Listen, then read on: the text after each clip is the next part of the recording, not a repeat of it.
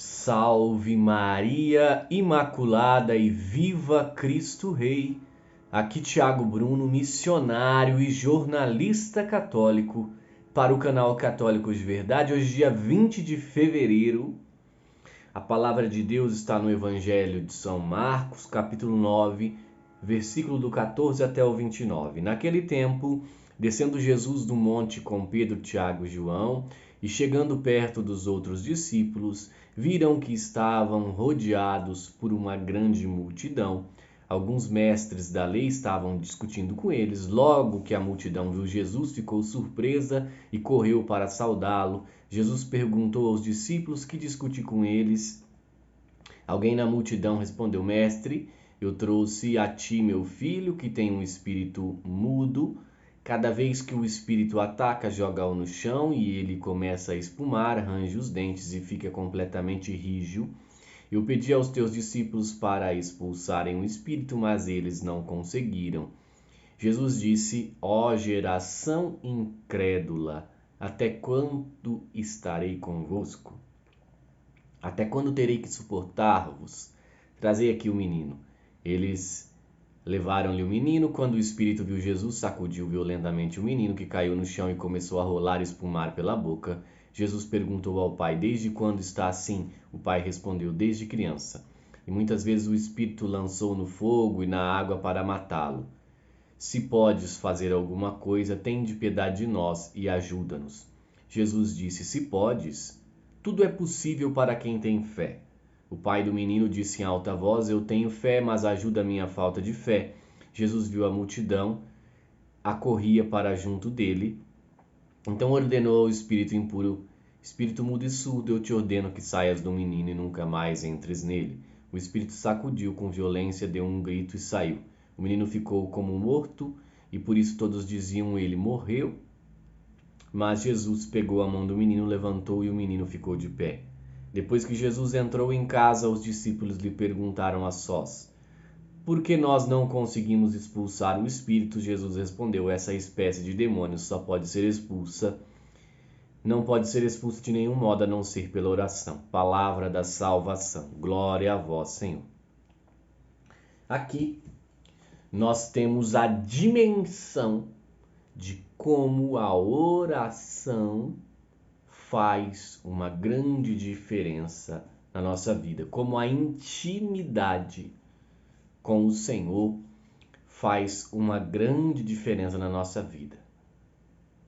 Nós, se quisermos colher frutos, nós precisamos ter intimidade com Jesus.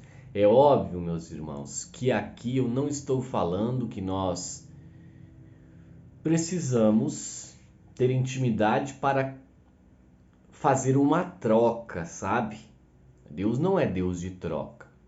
Mas à medida que nós temos intimidade com Deus, é muito mais fácil alcançarmos graças, tá? É só olhar, por exemplo, São Padre Pio. São Padre Pio era um homem que alcançava muitas graças diante do nosso Senhor, e quantos testemunhos acontecem através da intercessão dele até hoje. Porém, São Padre Pio, ele negou a si mesmo e se submeteu a Cristo. Entenderam?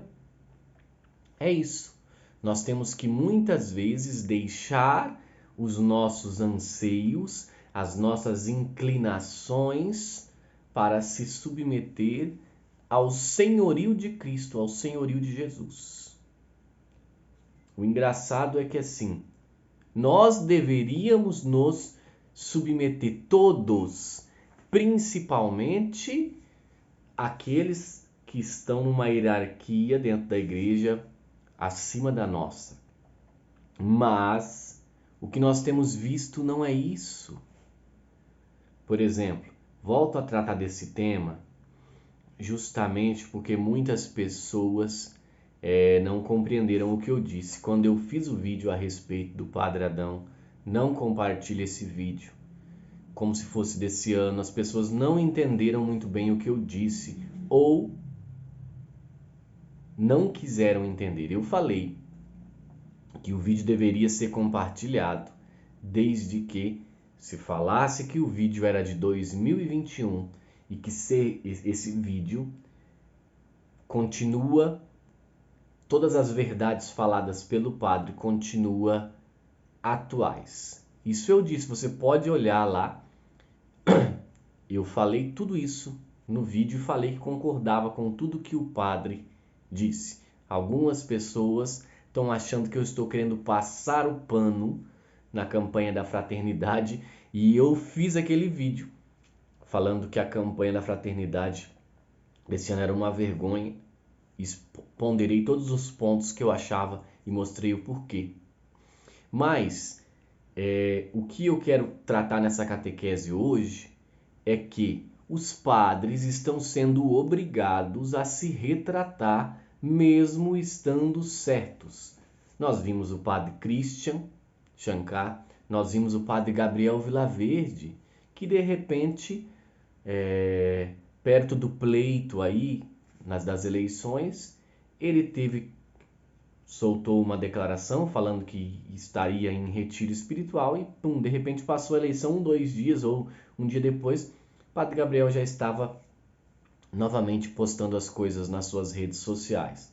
Ou seja, alguém pediu ao padre que não postasse coisas nessa época. E também o padre Gabriel teve que se retratar a pedido do seu superior, porque ele tinha feito aquela pregação falando que todas as religiões não são boas. Mas esse aqui não é o catecismo, é o catecismo de A a Z, né, que já está especificado por tema. O meu catecismo está ali no armário. Mas o catecismo é claro e fala isso. Fala que todas as religiões não são boas. Não são todas as religiões que levam até Cristo. Aliás, só uma. Então, meus irmãos, o padre foi obrigado a se retratar, mesmo estando certo.